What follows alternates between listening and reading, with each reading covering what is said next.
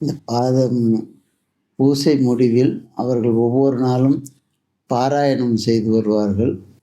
திருமுறை பாராயணம் செய்து வருகின்ற போது அவ்வப்போது எடுக்கப்பட்ட குறிப்புகளை கொண்டு அவர்கள் ஒவ்வொரு திருமுறைக்கும் ஆசி உரை எழுதியிருக்கிறார்கள். அந்த ஆசி உரை என்பது ஒரு முனைவர் பட்ட ஆய்வுக்குரிய வகைகளிலே செய்திருக்கிறார்கள். ஒரு பெரிய புலவர் எந்த அளவிற்கு ஆய்வு செய்வார்களோ அதே போன்று அவர்களுடைய ஆய்வு இருக்கும். இது ஏனென்றால் அவர்கள் அப்போது பழைய வித்வான் பட்டம் பெற்றவர்கள். கல்லூரியிலே சிறப்பு நிலை பேராசிரியராக தர்மயாதன கல்லூரியிலே பயின்றவர்கள். ஆனால் அந்த குறிப்புரைகளை கொண்டு 12 திருமுறைகளுக்கும் அவர்கள் உரை எழுதினார்கள். உரைனால் அது முகவுரை, ஆசி உரை என்று ஒவ்வொரு திருமுறை முதல் பகுதியில் 60 பக்கங்களுக்கு குறைவில்லாமல் அவர்களுடைய ஆசி உரை இருக்கும்.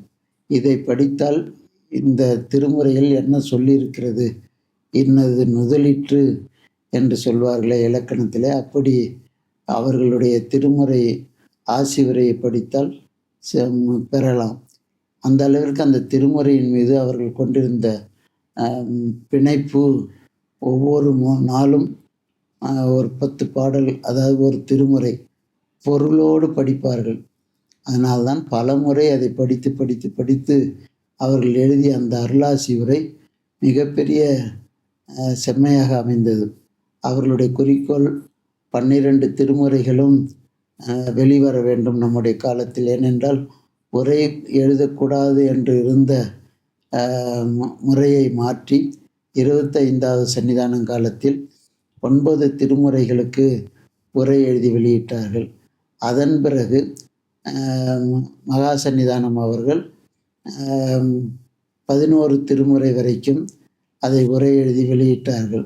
12ஆம் திருமுறை உரை எழுதுவதற்குள் அருணவடிவேல் முதலியார், அதன் பிறகு உரை எழுதிய சுந்தரமூர்த்தி, இவர்கள் எல்லாரும் வரிசையாக அவர்கள் ஆவி நீத்த காரணத்தின் காரணமாக அது அப்படியே தொய்வில் இருந்தது.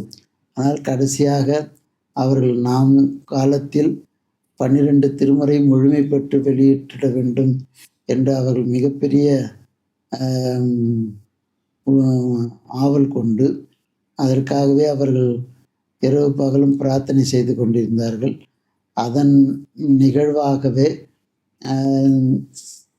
சிவச்சந்திரன் அவர்களை கொண்டு அந்த பாக்கி பூர்த்தி செய்து 2வது வால்யமும் செய்து அந்த ஆசி உரைகளை எல்லாம் தொகுத்து அவர்கள் 12 திருமுறைகளையும் சிதம்பரத்தில் வைத்து அங்கே ஆயிரங்கால் மண்டபத்திலே அதை வெளியீடு செய்தார்கள்.